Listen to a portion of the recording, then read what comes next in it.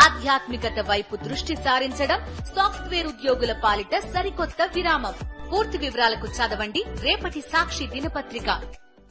తెలంగాణలో కాషాయ పార్టీ బలపడకపోవటానికి కారణాలేంటి? అధికార పగ్గాలు చేపట్టాలన్న ఆకాంక్ష కమలనాథులకు లేదా?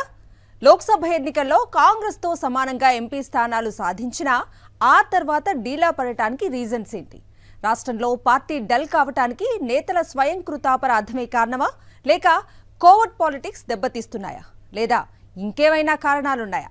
అసలు టీబీజేపీలో ఏం జరుగుతోంది? Watch the story. తెలంగాణ బీజేపీలో నిస్తేజం ఆవరించింది. రాష్ట్రంలోని కమలం పార్టీ నేతల్లో వైరాగ్యం అలుముకున్నదనే ప్రచారం సాగుతోంది. అయినా పార్టీలో నైరాంశ్యం ఆవరించడం కార్యకర్తలకు మింగుడు పట్టం లేదు.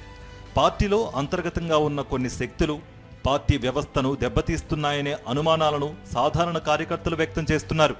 తెలంగాణ బీజేపీ సారథిగా ఉన్న కిషన్ రెడ్డి అటు కేంద్ర మంత్రిగా బాధ్యతలు నిర్వహిస్తూనే మరోవైపు జమ్మూ కశ్మీర్ పార్టీ ఎన్నికల ఇన్ఛార్జిగా అదనపు బాధ్యతలు నిర్వర్తిస్తున్నారు. ఒక రాష్ట్ర పార్టీ అధ్యక్షుణ్ణి మరో రాష్ట్రానికి ఇన్ఛార్జిగా నియమించడం, దానికి తోడు కేంద్ర మంత్రిగా బిజీ అయిపోవడంతో తెలంగాణ బీజేపీకి దిశానిర్దేశం లేకుండా పోయింది. ఇక రాష్ట్ర పార్టీ ఇన్ఛార్జిగా అధిష్టానం నియమించిన అభయ్ పాటిల్, ఆయన బాధ్యతలపై కూడా అనుమానాలు ఏర్పడ్డాయి. అయితే అభయ్ పాటిల్ రాష్ట్ర పార్టీ ఇన్ఛార్జే కాదని పార్టీ నేతలే చెప్తున్నారు. కానీ పార్టీ వెబ్సైట్లో మాత్రం అభయ్ పాటిల్ను రాష్ట్ర పార్టీ ఇన్ఛార్జిగా చూపిస్తున్నారు. తెలంగాణ బీజేపీలో 16 మంది అధికార ప్రతినిధులు ఉండగా అసలు వారిని పరిగణలోకే తీసుకోవడం లేదని ప్రచారం జరుగుతోంది. పార్టీ స్పోక్స్ పర్సన్ పార్టీ పదాధికారులు కాదంటూ సమావేశాలకు కూడా పిలవడం లేదట. దీంతో పార్టీ కార్యాలయానికి రావడానికి కూడా అధికార ప్రతినిధులు ఇష్టపడటం లేదు. ప్రజాబలమున్న ఎమ్మెల్యేలను రాష్ట్ర నాయకత్వం పట్టించుకోవడం లేదు.